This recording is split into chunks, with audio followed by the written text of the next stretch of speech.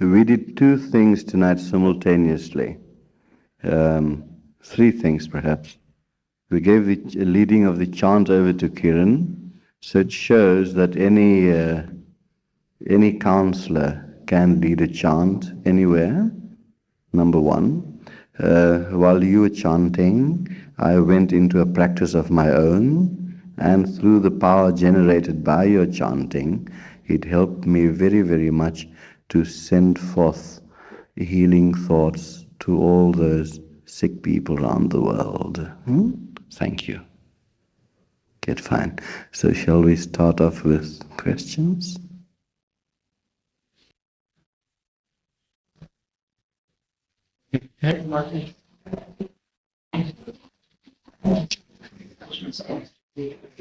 Gururaj, would you please explain pyramid energy, prime sources?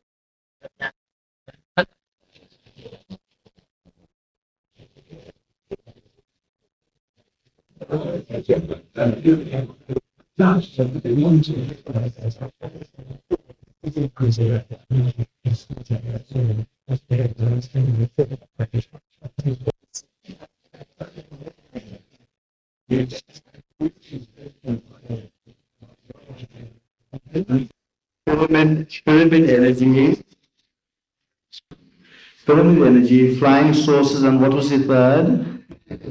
And Atlantis.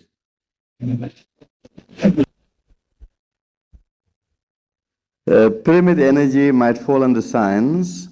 Flying saucers might fall under science fiction, and Atlantis might fall under prehistory. Okay, and I know nothing about them.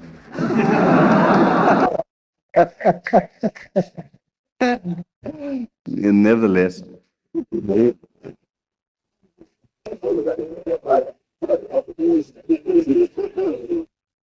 you see, why I don't know anything about the pyramids, neither the Atlantis, is because I wasn't there.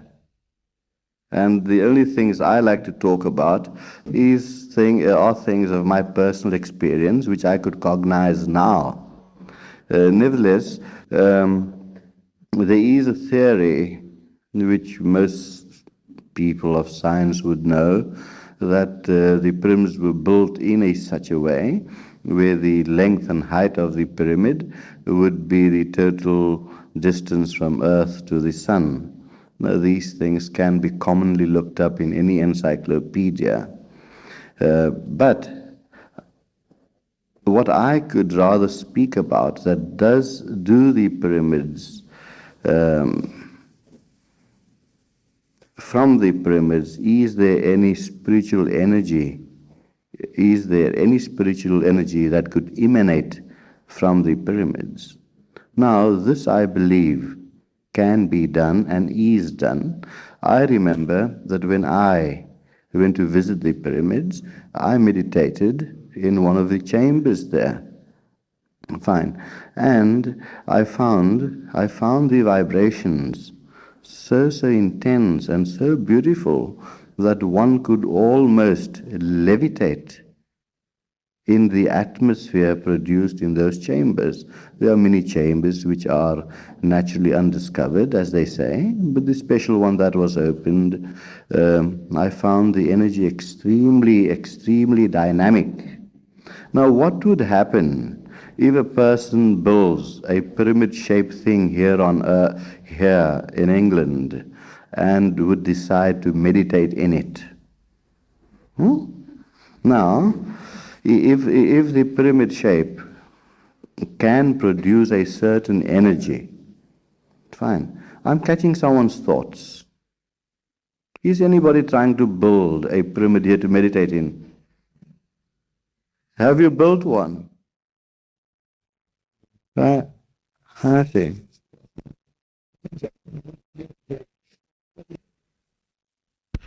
See, that is the level I operate on, not the science level. Okay. Right. Now, what could happen if we should build a pyramid according to its proper dimensions, and we would sit inside and meditate? Now, can man sustain the intense energy that is generated in it? Now, if it is a very highly evolved person, he might be able to sustain the energy generated therein. But if a person who may not be of such a refined level, it could cause him harm.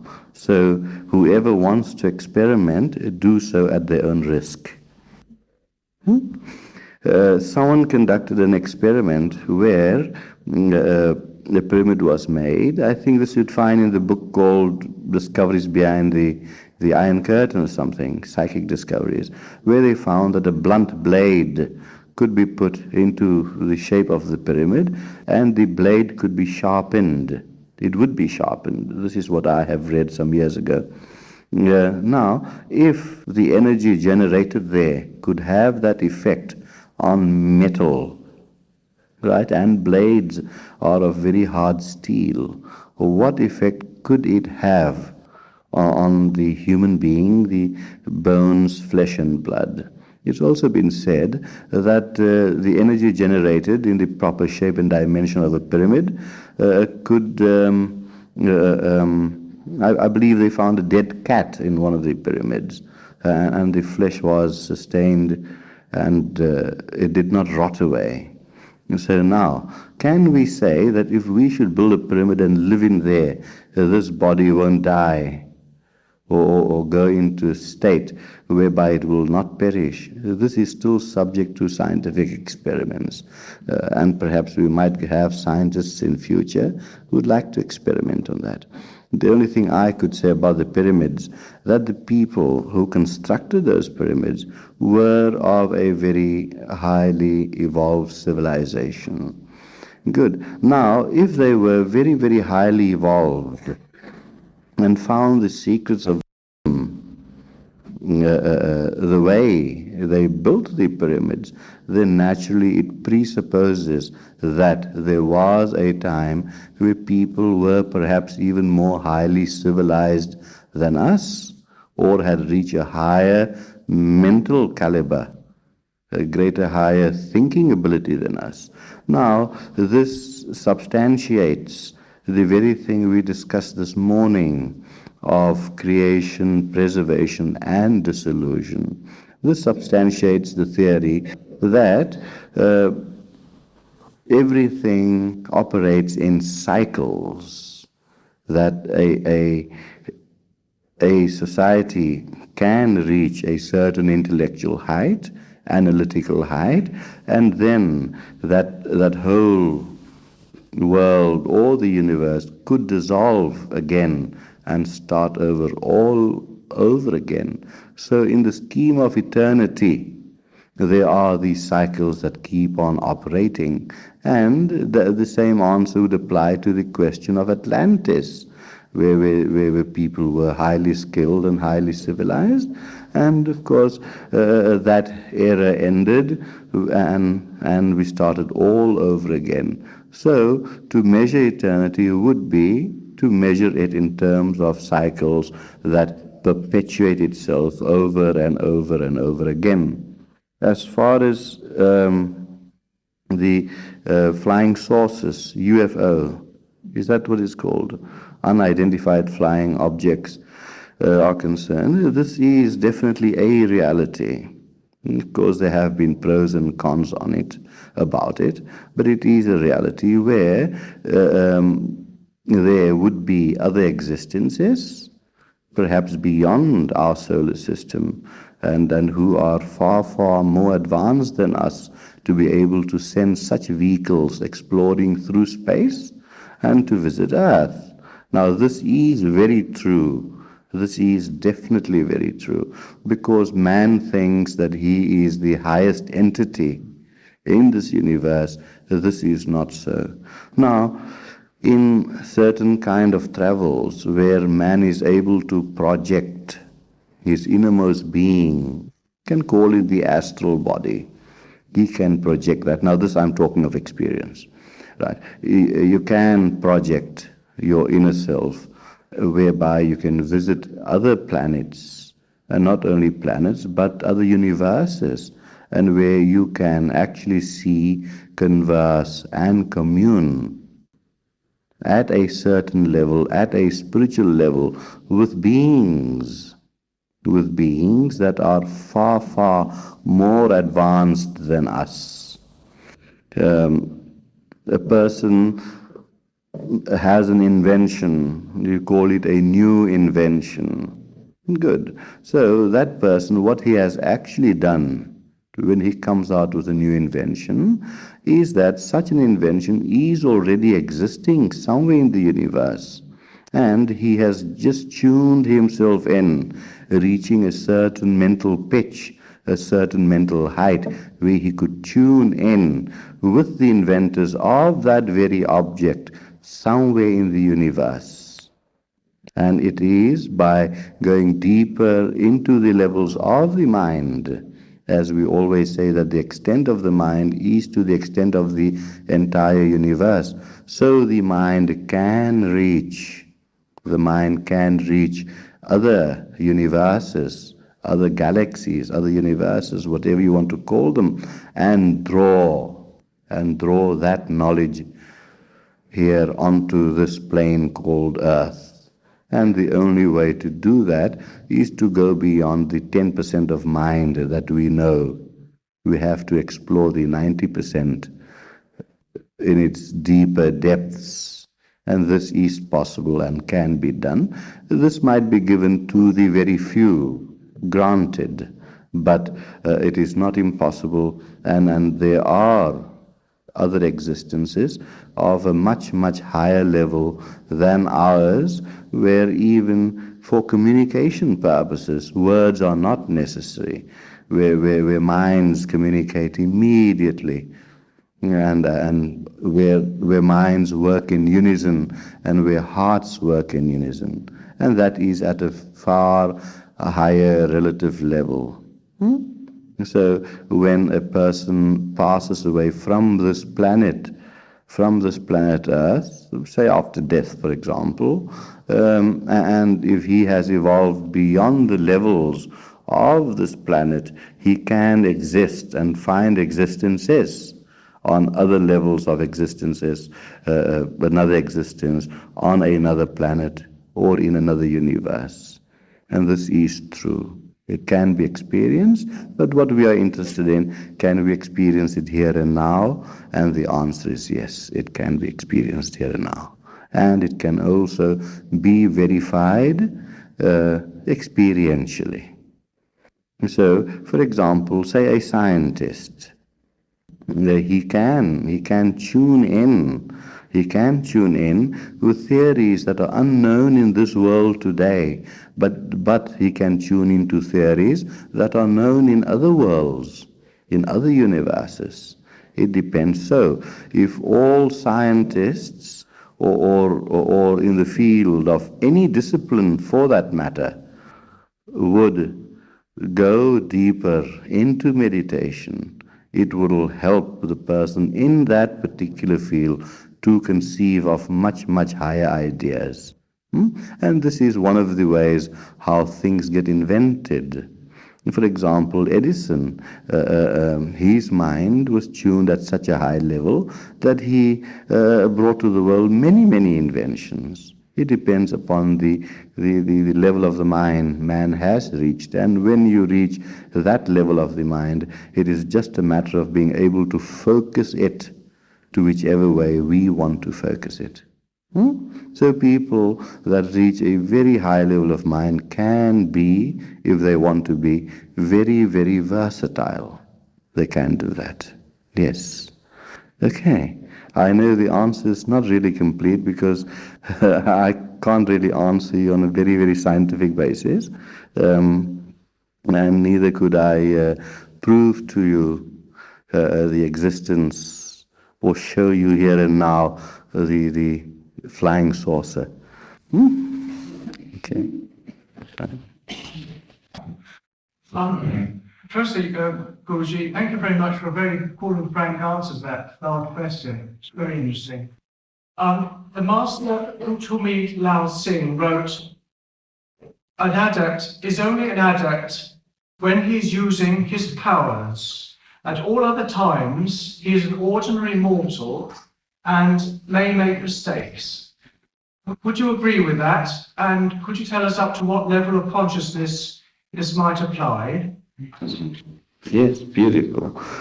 An adept is a man who has reached a very high level of consciousness.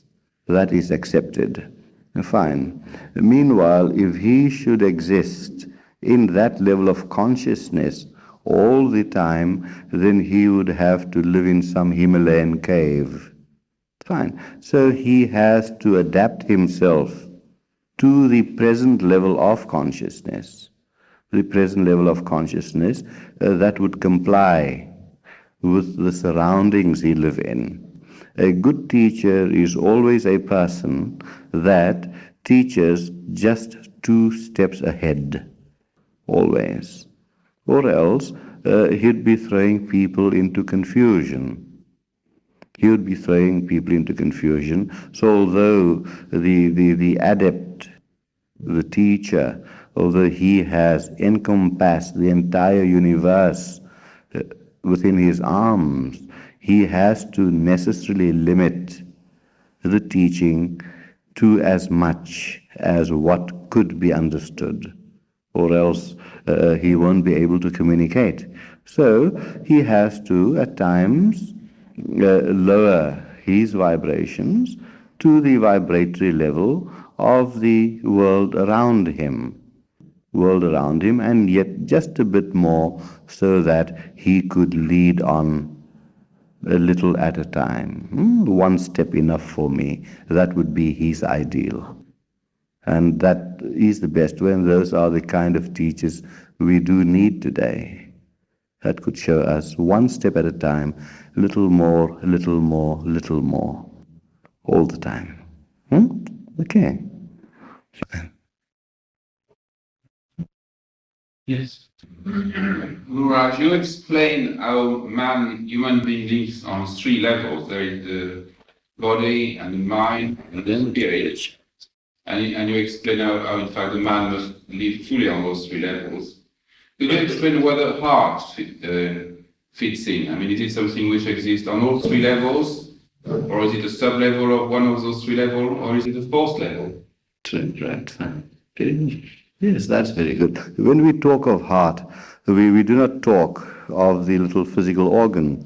When we say heart, we talk of the core of the human personality. Now, the composition of the heart is more of a spiritual nature, which would combine also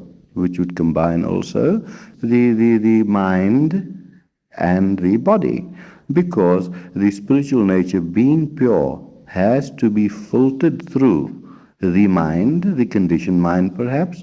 The greater the light, then we would know that the clearer the mind. So for heart, the core of the human personality, the individual soul, for him to function at its purest level, a great cleansing of the mind is necessary. So it is not of a 4th level, but it is within the boundaries or boundlessness of the spirit level. It is the heart which is the entirety of the human being, and in the heart would be contained feeling, good, that is one of its properties, and the feeling naturally would be interrelated to the thinking principle of the mind. And being interrelated, the condition of a person's heart is naturally affected. Although heart by nature is nothing but love, but yet that love has to be filtered through the mind and the body. So, although being pure, the mind can superimpose itself upon the heart and make the feelings that come through the heart seem impure. For example, emotions are part and parcel of it too. Now, emotions can be of love, can be of hate, can be of anger. So the mind, the veils that the mind draws, influences very much what comes out. What is within is pure, at the level of the heart, the totality of the heart, the essence of the heart, the essence is essentially pure. But how much light shines through is dependent upon the purity that has been created in the mind, so that how much the mind can perceive of its purity and how much can be comprehended of the pure impulses the heart sends out all the time. So now, for the heart to send out impulses all the time, two things can be done. One, that the mind, the glass of the mind is highly polished and cleared and cleaned, or else the mind can be put aside. The mind can be put aside, and put aside means going beyond the mind and allow the heart to pulsate on its own, where the purity of the heart is received through the experiential level. Good. And if mind is added, then the purity of the heart is perceived, is experienced, the experiential level, and when mind is combined through it, a certain comprehension or appreciation of the heart can also be had according to the purity of the mind. So the heart gives the experience of pure feeling, which it can exist on its own, and the mind can appreciate it to the extent of the cleanliness or purity of the mind. That's how it works. It is not a separate entity. It is part and parcel of the whole. Okay, fine. That's it. You've been question. Is our big I the Christ Spirit? If our Big I, the Christ Spirit. is our big I the Christ Spirit? Oh yes, yes, it is, yes. Yes, it is the Christ Spirit. You can call it by any name, actually. Christ consciousness, Christ Spirit, Krishna consciousness, Brahman consciousness, same thing. It is the big I is that. Yes.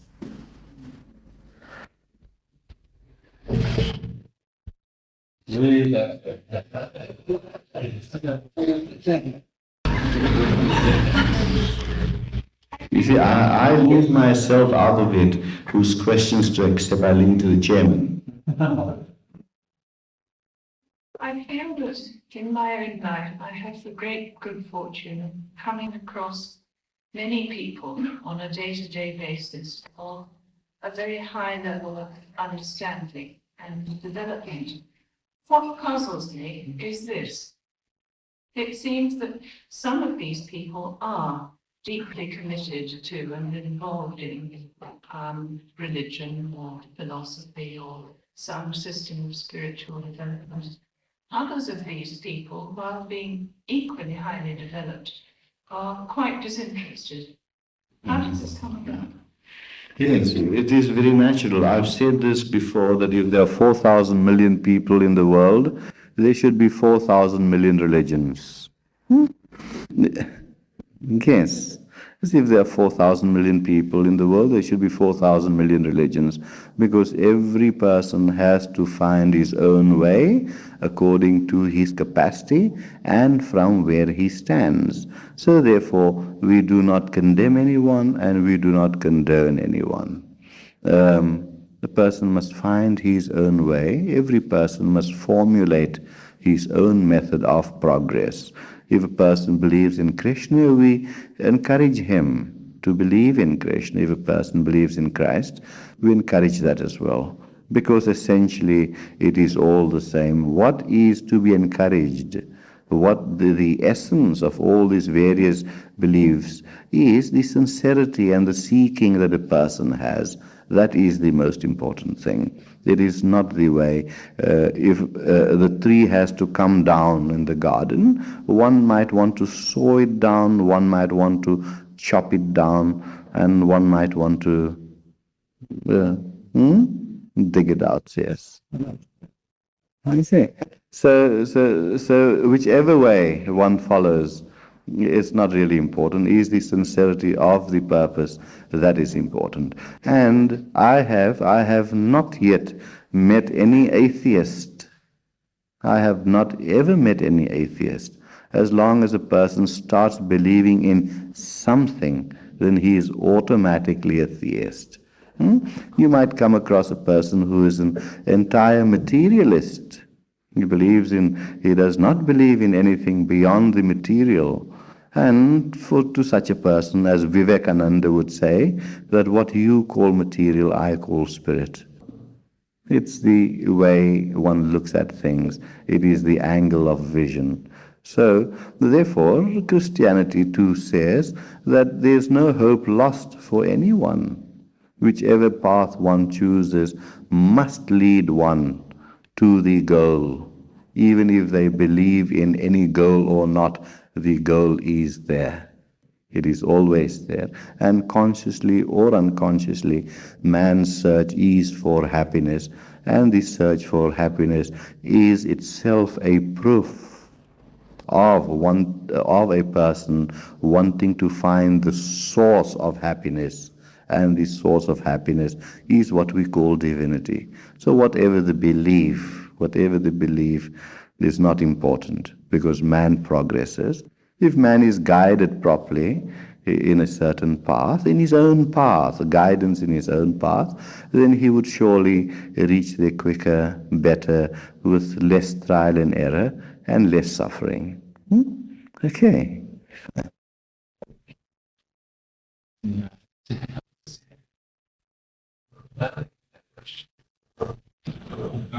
Guruji, how does Kundalini fit in with man's path towards his goal? The question is, how does Kundalini fit in with the man's path or his goal? Well, that too is a path. That too is a path.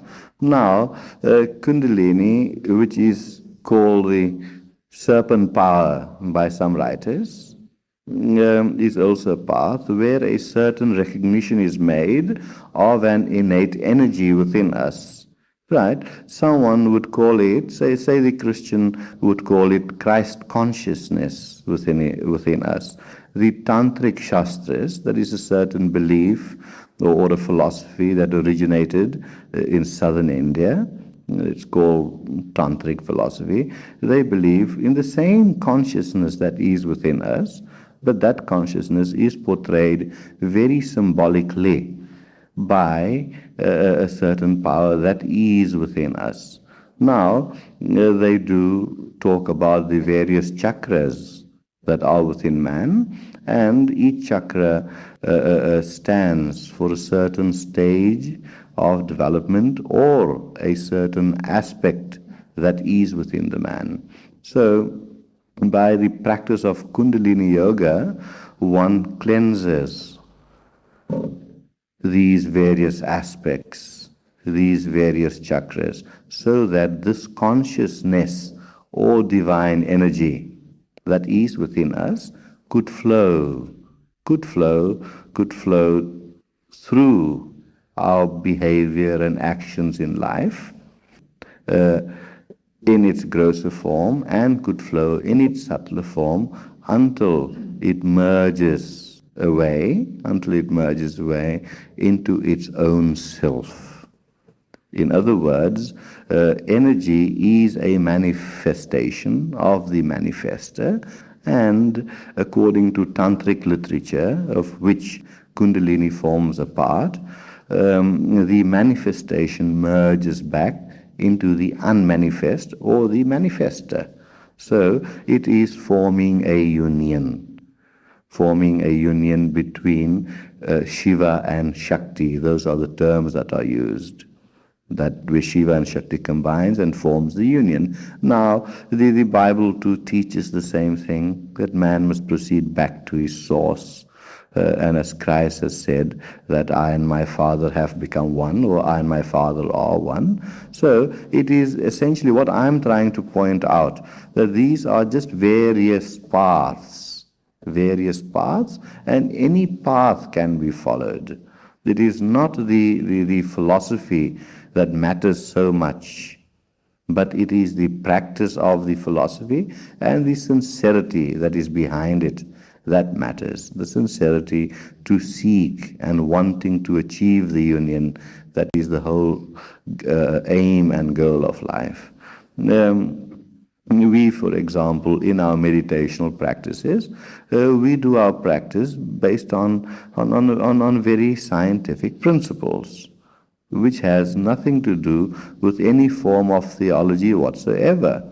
Therefore, even on our symbol, you'd find portrayed all the various religions. On our emblem, all the religions are there. So whichever religion you wish to follow, whichever path is immaterial, it's immaterial at all. The only thing that by meditation we become more and more sincere, and we will start understanding our own religion or path we have taken more better and more deeply. Why could we understand it more deeply? Is because through meditation we can penetrate the deeper layers of the mind. Meditation gives us an experience. Give us an experience so that if you ask someone to believe in something, the person might be a great skeptic and he would not want to believe what you say. But if he experiences something, he cannot but help admitting his experience and thereby helping him to pursue Christianity or Buddhism or Hinduism more faithfully and with greater faith. And because of these qualities, he'd be spurred on more and more to achieve his goal, his happiness, far quicker and more smoothly. That is very simple, really. It's very simple. Okay.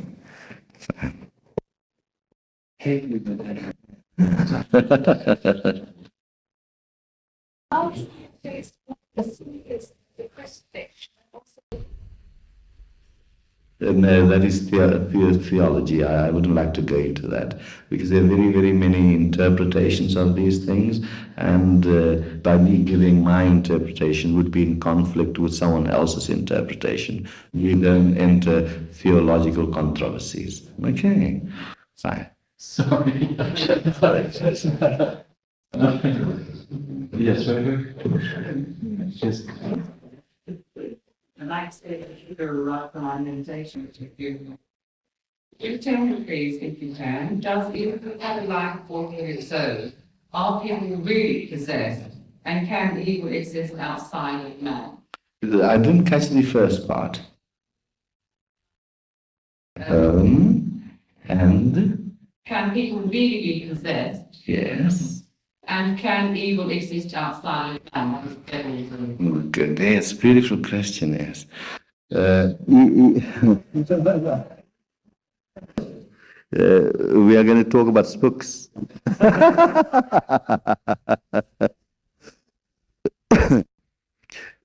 Evil has no life force of its own. That's the answer to your question. A person can never be possessed. Good. And the third part was? Doesn't exist. That's right. Fine. Good. Evil has no force of its own. Good. There is only one primal energy. One primal energy, and that energy can be used in whichever way man's mind wants to use it. Like the example we used was the power of electricity. It could be put into a stove where it will produce heat, and could be put into a refrigerator where it will produce cold. So evil as we would call evil has no life force of its own, and whatever evil we see is only an interpretation of our conditioned minds. What could be evil in one country might not be evil in another country. I gave you the example the other day of monogamy and polygamy. In one country it could be evil, while in another country polygamy is the normal rule and it is not evil. So the standards on which evil is judged, or evil meaning something not good. Evil is the opposite of good. So where the standards by which that which is not good is judged is necessarily ordained by the standards of society. And these are very, very necessary. Very necessary for the stabilization of society. We live in society as a whole. No man is an island to himself. We live in society as a whole, and certain of these ethical and moral principles have to be formulated to stabilize society, and by finding the stability in society, man too can evolve to further heights.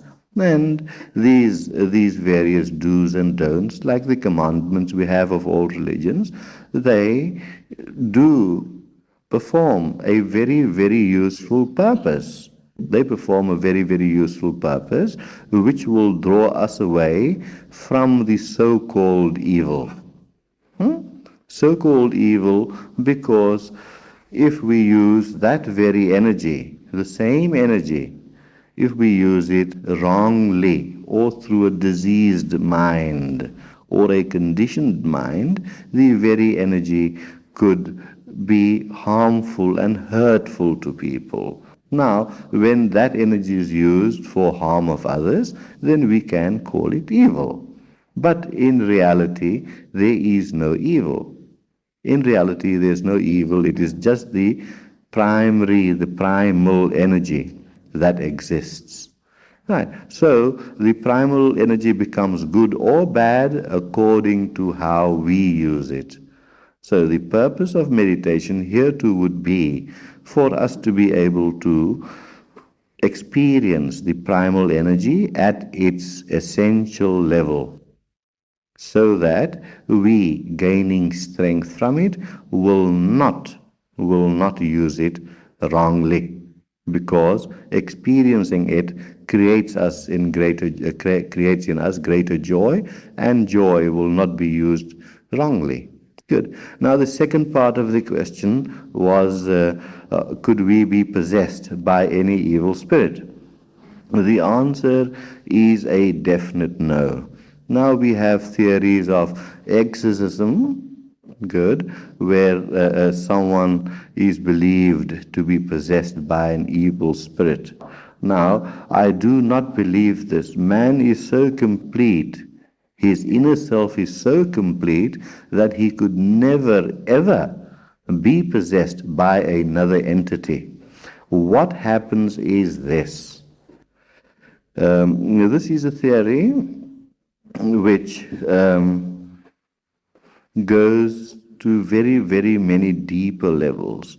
Firstly, to accept this theory, one has to a certain extent, accept a reincarnation, which many people don't. It depends upon them. We do not force any theory upon anyone. But let me tell you of this one theory. It is this, that having lived many existences before, and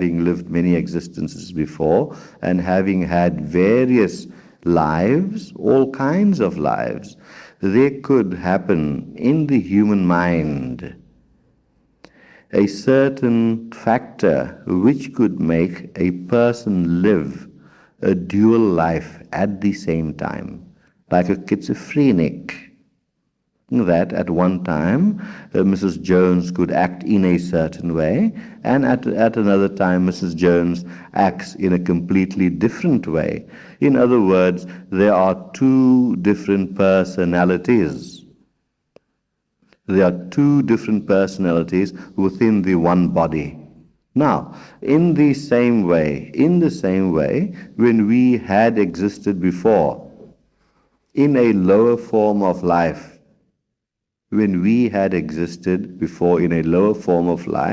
we can, in this life, experience that lower form of life.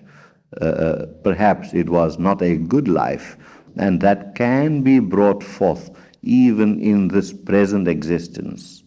So, what happens there is that no one else is possessing us, but we are possessing ourselves.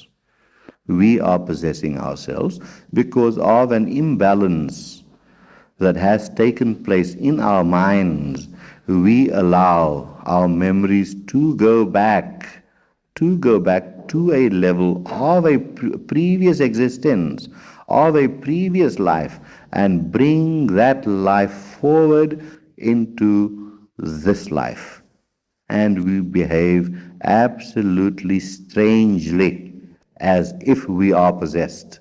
The great word is as if we are possessed. In reality, no separate entity can possess us. Now, the human mind, as we have discussed before, the extent of the human mind is to the extent of the entire universe, and which embraces within its folds all those various existences.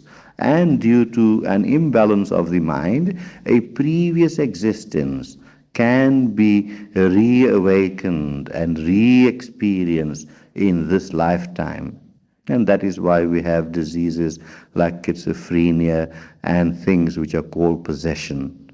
And today, this idea is becoming so prevalent in modern society, and it's become prevalent because of certain kinds of films we see. Exorcism is one of them, and a lot of literature that is put out, which is just nothing more but science fiction and sensationalism. That's all it is, all for economic purposes. I believe when money making, that's all, yes. Yeah, I believe when the film Exorcism played in America and in, the Exorcist, the film played, I believe there were queues and queues and queues, and people had to fight to get tickets. You see, now through these various media, people have been led to believe that a foreign entity can possess one, and which is not true.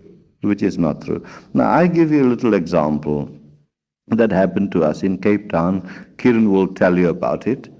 A woman walks into the office and she brings her little daughter, 14 years old, 13, 14. Good. And the child had been out of school for about 18 months. And she was in a terrible state, and she was trembling all the time.